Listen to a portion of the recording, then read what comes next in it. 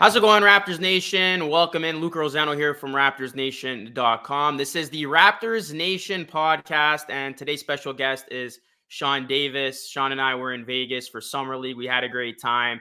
And Sean, I'm glad you're here for the show, and I'm excited to talk about some Raptors news as we are in the dog days of this offseason here in August. Yeah, first, congrats to you, Luca. He's in charge of Raptors Nation now. I'll still be around every once in a while to help Luca out and contribute to the channel. But and also shout out to Luca for saving my butt in Vegas. We're not going to discuss the terms of what actually went on, but Luca, shout out to you, man. Yeah, happy to be back on, and let's have some fun talking some Raptors, shall we? As always, guys, hit a like on the video. It does help it a ton. Subscribe to the channel. We're trying to hit 1,000 subs on this channel. And make sure you subscribe to the Raptors Nation podcast over on iTunes and Spotify. The links will be down below. And thank you, Sean. As Sean alluded to, I will be taking the reins of this channel, just bringing you guys more content. Sean's definitely not going anywhere. He's going to be a regular contributor on this channel. And I'm going to try to have special guests each and every week as we dive into this Raptors season. But we're going to waste little time. We're going to get right into today's show. And we're going to start, Sean, with our Raptors offseason grades. So I know we feel a certain way about this Raptors offseason. I'll start with you. What is your overall reaction to what the Raptors did? What did you like? What did you dislike? And then give us your grade for the Raptors offseason to this point. The Raptors, I'm starting to feel about the Raptors how I feel about the Washington Wizards, or at least how I felt about the Washington Wizards for the past 5 years. It's not as bad as the Wizards because the Wizards were like so hell bent on building around Bradley Beal, and it's like, no, that's not gonna work. And everybody knew it, but the Raptors, the Wizards, were like, no, we're gonna still keep building around Bradley Beal, and ultimately kind of tank their franchise and pushed it back 5 years or so. Because like, imagine if the Wizards had let Bradley Beal walk or just decided to trade him.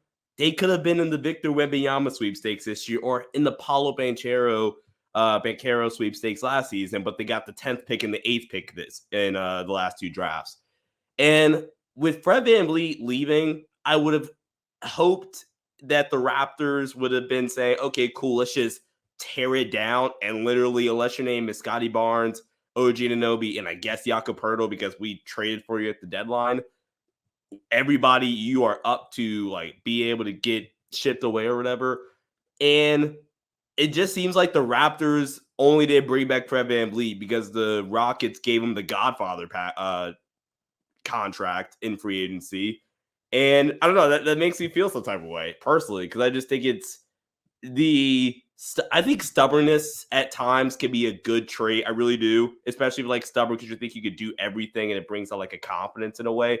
But the Raptors are being like stubborn in a bad way where it's like, no, we're going to keep trying. We're going to keep trying and get this thing to work, and it's not going to work. So I don't know, that maybe that's just my overall feel of the Raptors. And I'm a little annoyed by that because I know we'll talk about it later, Luca, but I would have been trying to ship Pascal Siakam by now. I get the personal relationships, but you know, you got to do what's best for your franchise. I thought they've had a fine offseason, though, all things considered. Like, I would have targeted, they had what pick they have? 13? 13, yeah. 13. I probably would have went Kobe Buffkin at 13 instead of Grady Dick, which is, again, another indicator, in my opinion, that they really thought Fred was coming back, and I think they wanted to bring Fred back. Yeah. But, yeah, so I don't know. I don't know if I have a grade. Maybe like a C+. Like, I think it's fine. I like the Rajakovic hire for the most part, but I just feel like they're stuck, and that's the best way to describe it. And it's funny you mentioned Kobe Buffkin. We'll get into him in our next little segment involving Pascal Siakam trade rumors. But I think you hit it on the head. Overall, this is the best way I can put it. Overall, I've liked what the Raptors have done when it comes to the individual moves this offseason, but they still lack direction. And that is the big problem here. It's like when you go back to the hiring of Rajakovic, that was solid. I think they did a good job at the draft taking Grady Dick. I think, going with Schroeder after Van Vliet walked, that was the best option at that point because your Lakers had snagged Gabe Vincent. I'm happy the Raptors didn't overpay for Van Vliet and they let him walk. They got a guy like McDaniels who can end up being a steal of a signing. And I went more in detail of what the Raptors offseason looked like in a video yesterday. So the individual moves made sense. And I think I'm much higher on this offseason than a lot of people. I've seen grades being thrown out like D and F. But where I can understand people's frustration and where my frustration lies is, you still haven't picked a direction. I would have liked for you to trade Pascal Siakam this offseason, which would have really indicated that, okay, we're going to take a step back. We're fine with it.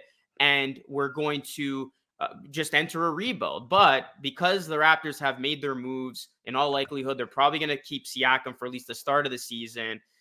This team's probably going to be a middling team. Remember, the San Antonio Spurs have your pick if it's outside of the top six. So it just doesn't make sense what they're trying to accomplish long term. They still have an identity issue. They're still sold on Vision 6-9. And it's like, if they are sold that they do want to try to run this thing without Fred, and you're not going to trade Siakam, and you're banking on a Scottie Barnes year 3 leap, it's like you didn't make the moves that would suggest that you are going for it, because outside of Grady Dick, this team's still going to lack shooting. Their offense is going to be very stagnant. I could see them being good defensively, but their offense is still going to be a major issue in my opinion. So you didn't really go one way. You didn't go the other way. You just stood in the middle.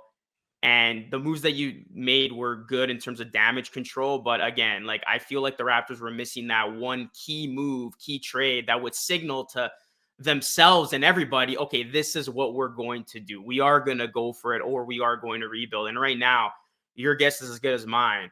They're still stuck in the middle, and we're going to get into the expectations for the Raptors this season. But I mean, it's going to be tough to see this team really perform well if they don't choose a side. So, I mean, I feel like we've been talking about this since last season, Sean.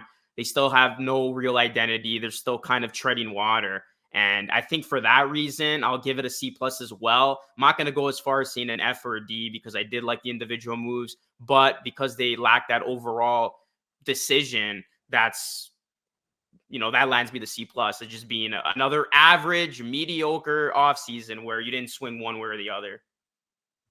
There's a reason why the San Antonio Spurs, although they've been pretty mediocre, there's a reason why they're still one of the best ran franchises in the NBA. The San Antonio Spurs, following the 21-22 season, where they won, I want to say 35 games, they made it to the play-in. They lost in the first game, led by all-star at the time, DeJounte Murray. Instead of saying, you know what, we're going to put our chips in on DeJounte Murray. He's an all-star. Let's keep building around this kid. They said, no, we're going to trade DeJounte Murray while the pan's hot. We're going to go get an insane package from the Atlanta Hawks, and we're going to commit to being bad for a year. Just like one of the worst. We still have some okay talent, but we're like fully committed on we're going to be bad. Well, we have solid talent. It's not good enough to where we're going to actually compete and win games. And we're going to be bad for a year and then get an opportunity on a generational talent in this year's draft, whether it's Victor, whether it's Scoot, whether it's, I would probably backtrack or say a generational for these next two guys, but Brandon Miller, Amin Thompson. But we're going to get one of these top guys. And they had top 5 lottery odds. They ultimately had the number 1 pick. And go figure, you get Victor Webb and Frankie Yama. Because he said, we're going to suck for a year. Yeah. And that's what these middle of the pack, not even the middle of the pack at times is bad. Because, like, for example, I think the Detroit Pistons are going to be kind of a middle of the pack team, at least in the East next year. But they're middle of the pack with a vision long term, which is fine. The Raptors are in the middle of the pack where, like, if you tell me, if the Raptors try to sell me on, hey, we're competing, we're going for it, I'm like, yeah, you're fooling yourself. This team ain't competing in the East. Or if you say, oh, we're tanking, we're committed on being bad, you're not bad enough to be bad. Like, you have Scottie, you have Pascal Siakam still is, as I think lower we are on Pascal as some. He's still really good, and you're gonna win games because he's on your team. Yeah. So that's what we mean by there's not a clear-cut vision. Because if the Raptors wanted to go for it, balls to the wall, go for it, you would have addressed the shooting a bit more. You honestly probably had a better shot at saying we're going for it by paying Fred VanVleet crazy money or not. I would have believed you a little bit more at least. I just don't believe anything this Raptors team is doing in terms of direction. I think that's where the concern lies. Well, yeah, without Van Vliet, this offense is going to be worse than last season. That's saying something because that offense is already really bad. I think it's unfair to expect Grady Dick to come in and rejuvenate this offense. He's obviously going to help with the shooting, but yeah, I mean, you look at the Raptors as constructed right now, they're not going to be a team that's close to winning a championship. And then if you want to be really bad, you got to trade Siakam because Siakam on this team will still keep you in that middle of the pack tier. So again, it just goes back to this front office, I feel like, hasn't made a decision. They're still stumbling over what they want to do. Now, they could still end up trading Siakam before this summer ends. We still have all of August, but in all likelihood, it does look like they are going to at least begin the season with Siakam, and then it's going to be deja vu all over again with Siakam this time around, where I guess they're going to just kind of reevaluate things at the deadline, see if they could get a big haul for Siakam then. And then the last thing the Raptors want to do is play this thing out into the summer of 2024, like they did with Fred. And I know Siakam wants to stay here, but money talks, Sean, and you never know. There's always a slim possibility where you can lose an all-star for nothing. Raptors just had that happen to them. So you don't want to get to that point if you're the Raptors. Look, if you don't trade Siakam for the rest of the summer, I guess see how you are in the first 2 months, 3 months of the season. But if this team is still middle of the pack worse, like you have to trade Siakam at the deadline, right? Like there's no way you can linger this thing into the summer and play this out as you did the Van Vliet situation, as you did the Kyle Lowry situation. Granted, they got something for Kyle Lowry, but you could argue maybe they could have gotten more if they traded Kyle Lowry at that deadline in 2021. And remember, Sean, the Raptors were bad that season. They ended up being a lottery team. They got the 4th pick, which got them Scottie Barnes. They held on to Kyle Lowry. I don't know for what reason. And then, they traded him, luckily in a sign and trade in the summer. But at that deadline, you had teams like the Sixers, Clippers interested. Could you have gotten a bigger haul? The Lakers were even The Lakers were even interested. And then the same thing about Van Vliet. Like people are saying, oh, the Raptors didn't have a compelling enough package. They at least had some offers. Like you could have at least gotten picks and like even one player versus losing him for nothing. So the Raptors, I get it. You want to be patient. You want to definitely get a great haul for Siakam. He is a big-time player of yours. But at the same time, you don't want your patience to burn you once again and even give this the opportunity where it can nip you in the butt and Siakam literally walks for nothing. So I just hope the Raptors learn from the Van Vliet situation. Yeah. So it's interesting times ahead, but we're going to quickly touch on Pascal Siakam, Sean. The trade rumors, they died down significantly from when you and I did a live show in Vegas.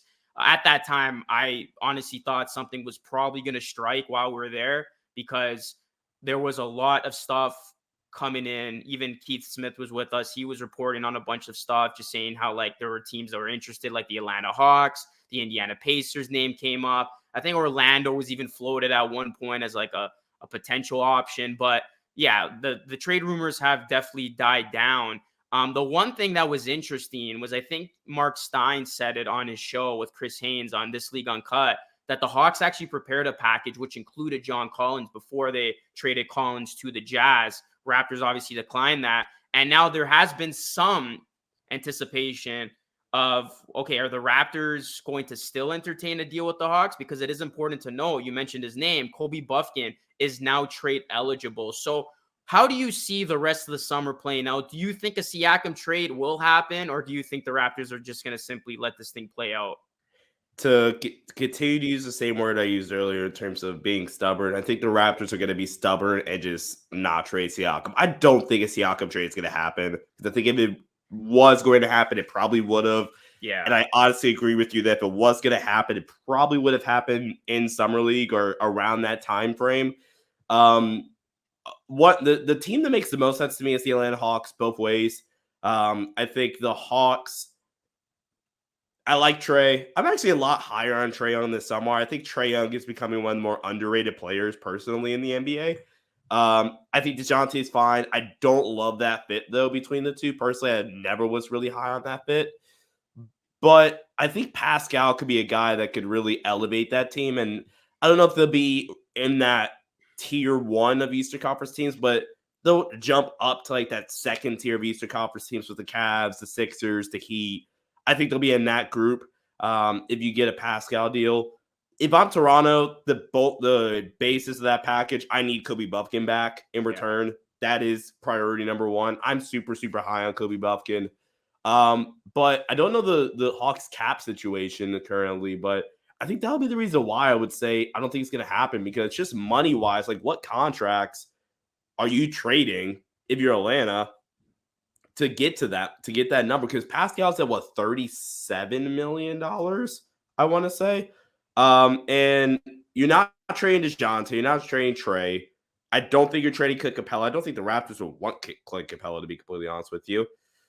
So it would be, no, you could probably get it done fairly easy. It would be like Kobe Buffkin, maybe AJ Griffin, and like DeAndre Hunter. That's kind of a lot, but I think that might be something a Raptors deal will look like. The Raptors get to continue to get just more wings. You get 6'8" DeAndre Hunter in the fold, and what, 6'6", 6'7" AJ Griffin. But yeah, as much as I want and have been wanting the Raptors to just trade Pascal and be bad for a year, I don't think it's gonna happen personally. So you think like he's not getting traded at all? Like they're gonna at some point extend him? I think that's the most likely outcome. Unfortunately, I think the most likely outcome is whenever Pascal is extension eligible, either he's going to get an extension ASAP or he's just going to get re-signed next offseason. I think that's the most likely. I don't see this Raptors front office trading Pascal Siakam. Yeah, especially since as much as they should.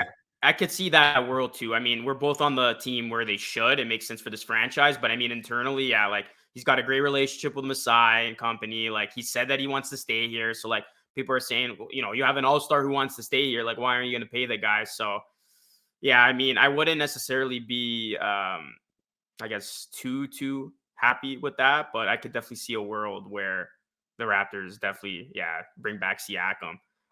So well, yeah, because I agree with you. Like, he's not going to get traded this summer. Like, I've ruled that out because if it would have already happened. You had the draft buzz going on, which, by the way, that was like the one deal, which I don't know how close it was or whatever. The Portland one, right? The Portland one, like that's the one that I was advocating for and really, really wanting the Raptors to do. Like I was in love with that idea of trading Siakam for a package that involved the pick that ended up being Scoot Henderson. So you had that as like your window, nothing happened. Then you had Summer League when all the people like get together, executives, nothing happened there. Now it's like the dead time of the summer, unless we get like a Donovan Mitchell-esque trade that happens like end of August, early September. Like, yeah, the Raptors are definitely, I think the Raptors are definitely going to bring back Siakam for at least the start of the season. And then like, here's the thing. If the Raptors are really bad, you got to trade him at the deadline, right? Like if this team is still like, ways away, you're seeing the growing pains, like there's no signs of optimism or hope, I think you have to trade him at the deadline. Versus if the Raptors exceed expectations coming out of the gate, they do play well, we do see a nice cohesion between he and Barnes, then I could see an extension happening. But I think, the first couple of months, granted, he won't get traded this summer. The first couple of months will be telling of like my ultimate prediction of what I think the Raptors are going to do with Siakam. I think if they stink out of the gate, they're going to trade him at the deadline. If they actually show signs of promise, I could see them keeping him for sure. But the Hawks, I agree, do make the most sense if a trade were to go down. Indiana's intriguing too. I mean, you put together a package around Ben Mathurin. That would be pretty interesting. Ooh, that would be so fun. Yeah, like Canadian too. So there's a fit. They loved Benedict Mathurin last year. I remember recording like a video for the channel last year. Yeah, talking about the Raptors worked out Benedict Mathurin, but they had like the 35th pick, and we were both like, "What the? Are they trading up? Because like, what the hell?" Yeah. Ben Math, he wound up going like 8th? No, Dyson went 8th. What was Indiana's pick last year? It was top 8. Yeah, but the point stands. Like he's projected to go top 8. Oh, it was 6th. Yeah. Okay, that sounds all right. Yeah. So he's projected to go top 8, but the Raptors just worked about what the hell's going on. Yeah, that was really weird now that I think about it. Because like they didn't even have a first round pick, and like Mathurin literally went 6. Yeah, that was wild. But that would be like that would kind of make sense to me too. So, but we'll see what happens with that. But Sean, let's now focus on the team the Raptors have and a player that will be there, and that is Scottie Barnes. I messed up the spelling of his name here. My bad. I don't even know if you can change this on the fly, but You would yeah. have to delete it, I think, and then just make a new one. All right, sure. Actually, no, I can edit it as we go on here. So expectations year 3 for Scottie Barnes, Sean. What do you see from him? I think the Raptors are going to be like they're going to have to bank on Scottie taking a leap with Siakam playing like an all-star for them to Yeah. be competitive in the East. Would you agree? That is the one scenario where I'm like, okay, you got me, right? Where I'm like, you know what? I will own up to my wrongdoings. Like, if the Raptors really believe that Scottie Barnes can, and when I'm talking about leap, and this is why I don't think it's realistic, not yet. I'm talking about the Raptors saying Scottie Barnes can take like a jump from being a third or a fourth option to being like a 1B/2A on a good night.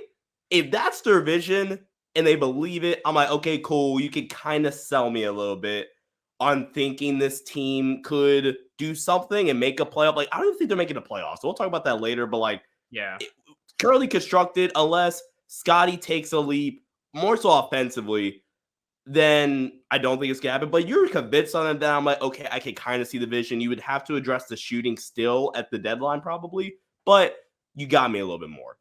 I Yeah. think Scottie, I love Scottie down the stretch. I think the biggest thing, I trust Darko a ton with development of players. The biggest year 3 jump that I can think of, man, is like Jason Tatum, who honestly had a kind of similar, not in terms of play style, obviously, but in terms of like how their first 2 years went, where the first year was good and they had some massive moments in their first years where people were like, okay, this guy, he's really damn good. They're going to have a great year 2. And they had flashes in year 2, but year 2 was really a struggle for them for different reasons. And then they made that year 3 leap after a player that was a point guard wound up leaving in free agency. Yeah, that's how I went for Kyrie. I almost forgot. But yes, that is how it went, right? Kyrie goes to Brooklyn. Brad VanVleet goes to Houston.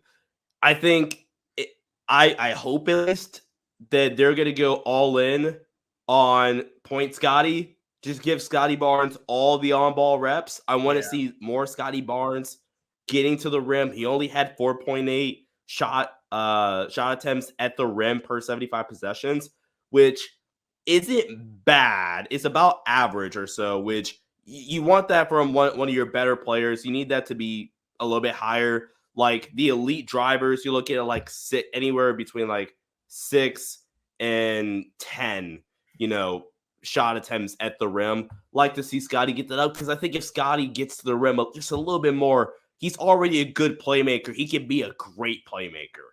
I Yeah. think the shot's still coming around. Need the 3-point shot to come around a little bit more. The mid range J is there. Yeah. The He's jumper has to yeah. come around. He's already, dare I say, probably the most positionally versatile defender in the NBA in terms of he's one of the only wings that you could truly say he could guard 1 through 5. So I think Darko's gonna have a ton of fun with him. Then you pair him next to OG. This is the only scenario, Luca, where I'm like, okay, I kind of see what you're going for. Is if you think OG can be fully healthy and OG gives you something consistently offensively, and Scottie takes that leap. I think that is Yeah. the Raptors' best shot at being a legitimate playoff team. I still love Scottie Barnes, though, man. I really hope he turns out to be a star in this league. If not, he's already going to be a dude that's going to be in the league for a long time because he's a damn good defender, a really good playmaker, and I'm still super, super high on Scottie, man. I really, really hope he gets to take that lead this year. Yeah, that's why I like all like the stuff you see out there. It's ludicrous when like people are saying, "Oh, Scottie Barnes is a bust." They're comparing him to like Michael Carter Williams, all the trolls and stuff like that. It's like he's done so many good things in his first 2 years, and because he set the bar so high with his rookie season, people are expecting him to already be an all-star in year 2. Like, pump the brakes, like be patient with Scottie. And it's funny because I remember we're talking about it. I think last year on the show that going into last season we said for the Raptors to be like a bona fide contender, big team in the East, they It needed a need to be Scottie Scottie. Barnes leap, and that leap was never grand enough to put them over the top. Now, I think there's going to be not more pressure, but more expectation for that leap to happen, because this Raptors team isn't going to have Fred VanVleet. They're going to be down an all-star. On paper, they look, people could say that they're worse because you do lose a guy like VanVleet, but does that in essence translate to Barnes taking that leap, because there is going to be more of a role for him to run the offense and do a little bit more now that you have one all-star gone. So I am looking forward to Scottie Barnes running the show. It's funny, Dennis Schroeder has Toronto Raptors point guard in his Twitter bio, but I think we're both under the impression that, yeah, we are going to see a lot of point Scottie. I mean, that's got to be the starting lineup, right? Like, you got to have Scottie with Gary, with OG, with Siakam and Pirtle, because you're not going to bench. I was just about to say that. You're not going to bench like any one of those guys. I think, Grady's going to come off the bench, and then, you're not going to bench Gary. I think Gary's another guy to let go for because he wants a more increased role. And I think Rajakovic working with him is going to give him those opportunities. So I'm looking even forward to a potential Gary Trent Jr. leap. And then, you're not going to bench Scottie. So that could be the unique lineup the Raptors roll out. So I think we will see a lot of point Scottie. I'm excited to see that. He's got to work on that jumper to be reliable with that, because obviously with Fred shooting, that helped a very stagnant Raptors offense at times. But yeah, it's going to be unique to see how this thing works, Sean. But like, just from like, I guess a personnel standpoint, how do you see the Raptors running things? Do you think that's going to be like their lineup? My bad, cut out for a second. But yeah, I think that is that's a really interesting lineup, and I'm very curious to see. And I haven't done too much deep research on Darko's like philosophy or whatever, but just think about it, man. Like, Scottie's what, 6'8", 6'9", right? Gary's 6'5", OG 6'7", 6'8", 6'6", maybe. Like, between 6'6" and 6'8". Pascal's 6'9", and then you got Jakob Poeltl. That just in terms of the length, and that's a big lineup, man. And I think regardless of the starting five, I think you're gonna have a really, really good defense. Just solely off the talent alone, I think it's gonna be good. And then I think whether or not how good of a defensive coach Darko really is, will either elevate it or honestly it's like keep it around the same is floor, if you will. And the lineup that I graded, like the starting five that I graded for my preseason power rankings for the Raptors, I think I did Dennis, OG, Scottie, Pascal, Jakob. I think that was the five I graded for power rankings, because that's how I get like the base grade, and then there's other like percentages, whatever they like bump up or bump down your grade, but that was the starting five. So I think it's gonna be one of those two. I get your point about not benching Gary because he wants to elevate offensive role. My comeback to that would be he could maybe get that off the bench still though. So I don't know. I think it'll be really interesting how Gary's role is heading into next season. Yeah. But I think it's honestly gonna be one of those two lineups. I hope it's point Scottie, but I'm curious to see how it really works. Darko's also coming from Memphis, where he's like kind of used to a guy like a Tyus. Tyus and Dennis Schroeder's skill sets are a little bit different, but I think there's enough similarities there where I think you could start Dennis if I'm Darko. But I don't know. It's gonna be interesting for sure. Yeah. The only issue is, like, here's the thing. I think defensively they are going to be really good. I think they're going to be much better than a season ago. The only thing is, like the offense, because that floor spacing is terrible. Dennis Schroeder, OG, Scottie, Pascal, yikes! That floor spacing. And the thing is, Sean, like last season when they had a guy like Fred, they were still so many times where that offense looked stagnant and just like sure to watch. So it's like you remove Fred, and like you said, the floor spacing is going to not be good. It's like, that's the one thing that I think a lot of people are concerned about. It's like, how is this offense going to look? And is there even a way that they can be better than last season? Because it actually got worse losing Fred. So that is the part that I think is going to make or break this upcoming Raptors season. I think on defense will be advertised, but it's like, how is that offense going to look, especially in late game situations?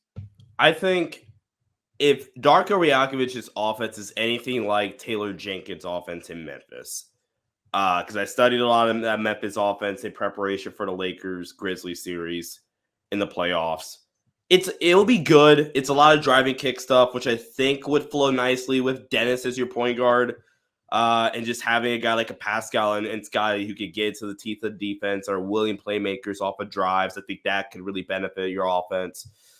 But I think one of the biggest concerns I had not concerns necessarily, but like criticisms and why I was really confident the Lakers would win that series was because I thought while Memphis ran good stuff, I thought it at times got super predictable. I thought the Memphis Grizzlies as a whole were really predictable in terms of like schemes and things of that nature. So sometimes it's not a bad thing because like if you, for example, the Memphis Grizzlies defense was super predictable on film, Luca, like in terms of how they guarded ball screens, how they guarded post ups and things like that. They did what they did, right? And very little variation, but they did what they did and they did it really damn well. They were the best defense, one of the best defenses in all of basketball last season. So it's just when you get to the playoffs, like how sustainable is that when teams really hone in on you? But I guess another counter argument to Des being your starting point guard is who's your backup? You're running into the same problem we've had for about 5 years now. Really, since like Fred VanVleet emerged, you're running into that same problem where you're like, okay, who's our backup? Yeah. So I think that's another perk of doing Point Scottie is like, okay, cool. We have Dennis Schroeder to run that bench unit. And I think that bumps up like your depth because then your bench unit is what Dennis Schroeder, Grady Dick, God forbid Otto Porter Jr. gets freaking healthy. Jalen McDaniels, Preston Achula. That's one of the better bench units the Raptors have had in a pretty damn long time. That's not bad. So, it's complete. Yeah. It's not great, but it's not bad. So I think that's another argument for going Point Scottie, along with the fact that, like we mentioned, you have probably the longest, lengthiest lineups in the NBA that can switch 1 through 5. And it just gives Darko a ton of options in terms of scheme defensively. All right. Well, I'm definitely interested to see what the Raptors are going to roll out, especially if they carry this version of the roster into opening night. But now let's conclude this show, Sean, by having a little fun. Expectations for the new season. I know we're still about 2.5 months from the new basketball season starting, but Never I thought too the best early. way to, we're really early with this one. I think the best way of doing this is let me run down the standings from a year ago or a season ago in the East and just simply tell me if you think the Raptors are going to have a better record than this team or not for this season. So we'll do this together. Milwaukee Bucks, I'm going no. No. Boston Celtics, no. No. Sixers, no. No. Cavaliers, Raptors did take, I think, 2 of 3 from them, but I'm going to go with no. That was 3 or 4. One of the 2. Also no. I do like the Cavaliers edition of Max Strus. I think that's going to be nice for them. Knicks?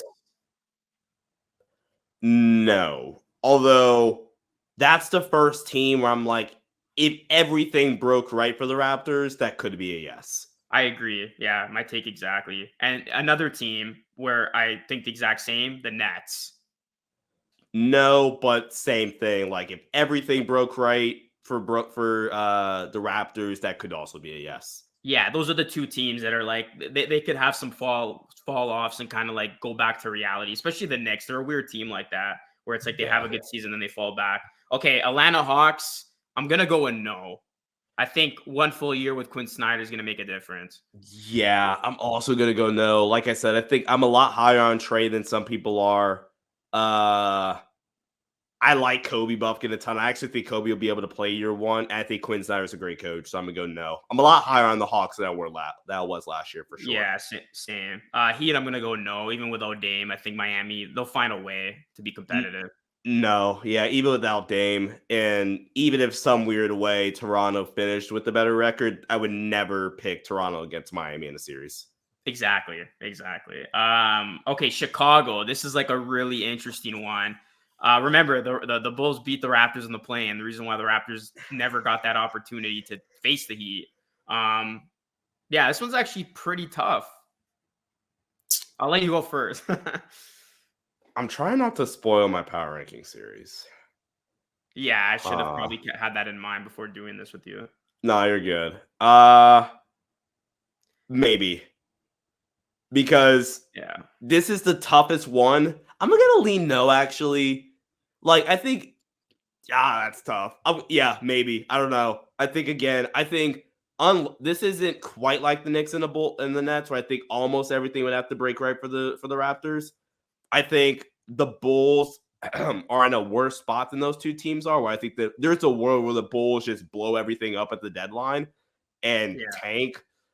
Excuse me. But yeah, I don't know. That's a tough one. But there's also a world where I think the Bulls are like a top 7 team.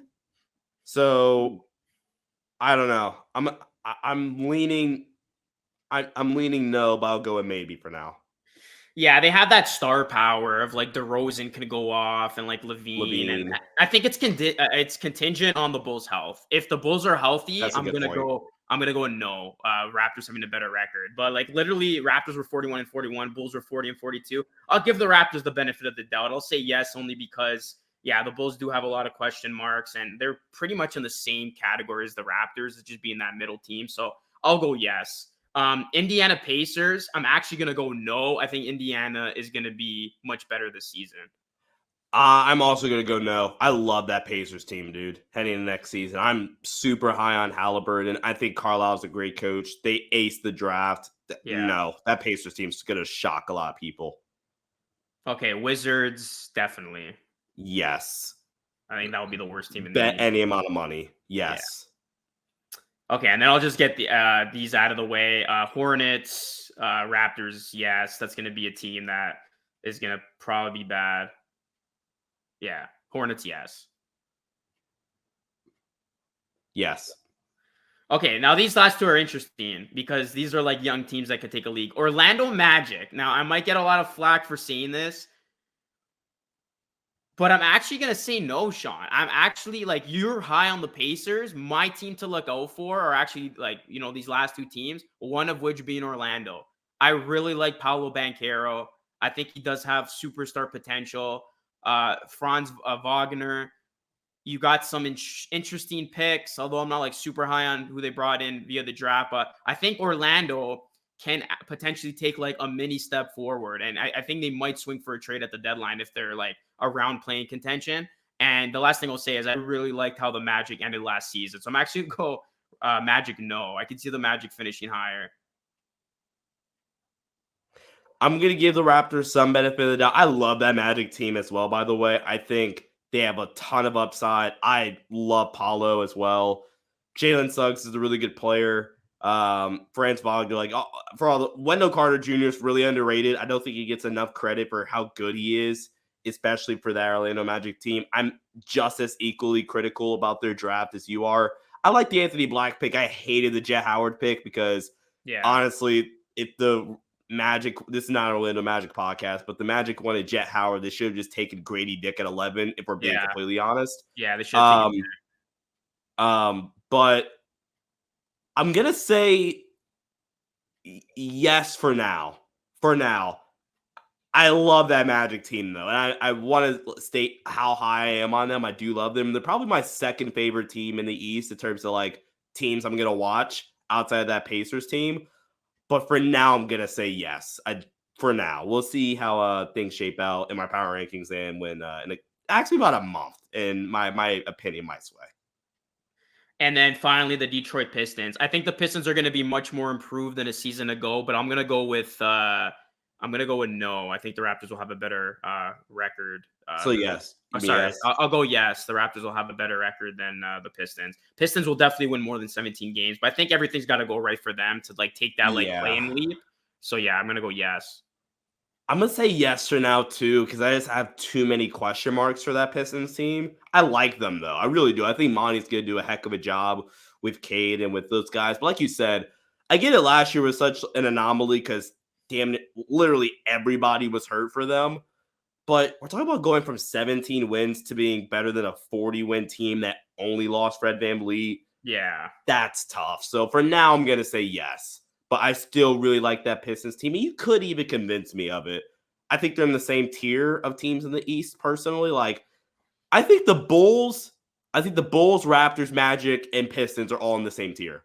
Of like, they're probably fighting for 9-10 in terms of playing spots in the East. So, and any one of those teams, I think, what did I say? I said Raptors better than the Bulls. I have the Raptors better than all three of them right now. But Yeah. again, like that's so volatile. Like ask me next week and that might change. Yeah, you know what? I would have to agree with that tiers list. I think okay, it's safe to say like the bottom teams are going to be the Hornets and the Wizards. That next tier is interesting because yeah, you have the Raptors, Bulls, and then Pacers, Magic are like those two teams that struggled last season that could like potentially take that leap. And sorry, in the bottom tier, I'll also put the Pistons just because there's too many question marks. So yeah, bottom tier, you have like Pistons, Hornets, Wizards. The next tier, you have Raptors, Bulls, who are in 9-10, but then Pacers, Magic were like right there, in terms of closing that gap. And then I think you got like everything else. So I think that kind I of don't. answers our question on like where we see this Raptors team finishing. Like it's probably what, in all likelihood, another play-in shuffling. Yeah, I think the Pacers are in that next tier. Like with Brilliant. teams like the Knicks and the Nets, I think the Pacers are in that tier. Maybe I'm like, let me see right quick. Let me back to, but I'm like, that's how high I am on that Pacers team. Well, I look, think every year there is that team that goes from zero to hero. The Sacramento Kings were that team that really exceeded expectations, and they ended up finishing third. So uh, I think when I think of teams like that, yeah, the Pacers are in that category. I think the Rockets, if everything goes well for them, but everything would have to go right. I don't like that Rockets team. and then or the Everything would have to Magic. go right. But I'm telling you Magic or this, another one. there is going to be a zero to hero team. So If the Pacers are the Magic. yeah, I'm more fair on the Rockets, I think, than you, just because I think like Van Vliet and like Brooks. I hate the contracts, but I think they will be motivated, especially like how their tenures ended in their respective prior teams. Sure. But yeah, Rockets, Magic, Pacers, and I feel like I'm missing another team, but like one of those teams I could see going from like literally zero to hero. Yeah. I love that Pacers. I love that Magic's team too, man. I love them all. It's gonna be fun. It's gonna be fun. League pass is gonna be fun. But that's why the East is so tough now because like I don't anticipate any significant drop-offs from the teams that made the playoffs last season. Like we say the Nets, but like the Nets are arguably going to be better. The New York Knicks still have a lot of talent. I love Jalen Brunson, and now you're having teams like The young teams, the Magic, young teams that are starting Pacers, to get Magic, better. Pistons. There's a weird world where that Hornets team like wins enough games to where they're not terrible, and you act because like that Hornets team is gonna be bad. But I'm not as high on LaMelo as some people are. But LaMelo's damn good. Brandon Miller, he could be one of those rookies every year that has an insane rookie year, especially as an off-ball guy next to LaMelo. You got to get Miles Bridges back, who 2 years ago, albeit, averaged 20 points a game and was arguably the best player on this Hornets team. They got some good bigs. Like that Hornets team isn't going to be bad. Because the East is also going to be pretty good. But that's another team that I just don't think is going to be a slouch. So I think that's the point you're trying to get at, Luca, where it's going to be a dogfight for some of these teams in the middle of the pack teams like the Raptors, and why they should just commit to one or the other. Either commit to being good and compete for like the playoffs or just be bad. And I don't think the Raptors are going to accomplish either, unfortunately. I think they are bad. They're going to be like the 11th seed and win 35 games or whatever, which isn't good enough to be bad. Yeah, because put it this way, like outside of the Wizards, we could agree they're going to be bad. Yeah, the East, like you said, is going to be a dogfight. And the Raptors and Bulls, that Wizards team is bad. The Raptors and Bulls have stayed here, just treading water. But like these younger teams now, like they're slowly starting to like climb up. So we're gonna see that. And like the Pistons in a perfect world could potentially be a team too. So yeah, I agree, Sean. It's gonna be tough. The East got much better, and the Raptors just stayed the same. So that's everything you need to know. I'm not gonna be, I guess, as much of a Debbie Downer and say the Raptors are gonna miss the play-in. I can still see the Raptors maybe get the 9th or 10th spot, but yeah, it's gonna be tough. It's gonna be tough. But this was a fun pod, working in on almost an hour. I thought there wasn't a lot to talk about, but we got through a lot just because, Sean and I haven't done a show in a while. So this was fun. And Sean, as always, thank you so much for doing this. Yeah, for sure, man. Always happy to come on. And you guys will see my face every once in a while here. Yeah, definitely going to have Sean as a mainstay guest on this show. But guys, again, hit a like on the video. It helps it a ton. Subscribe to the channel for more Raptors content, and be sure to sub to the pod, the Raptors Nation podcast on Apple, iTunes, and Spotify. That is it. This is Luca signing off. Till next time, stay safe.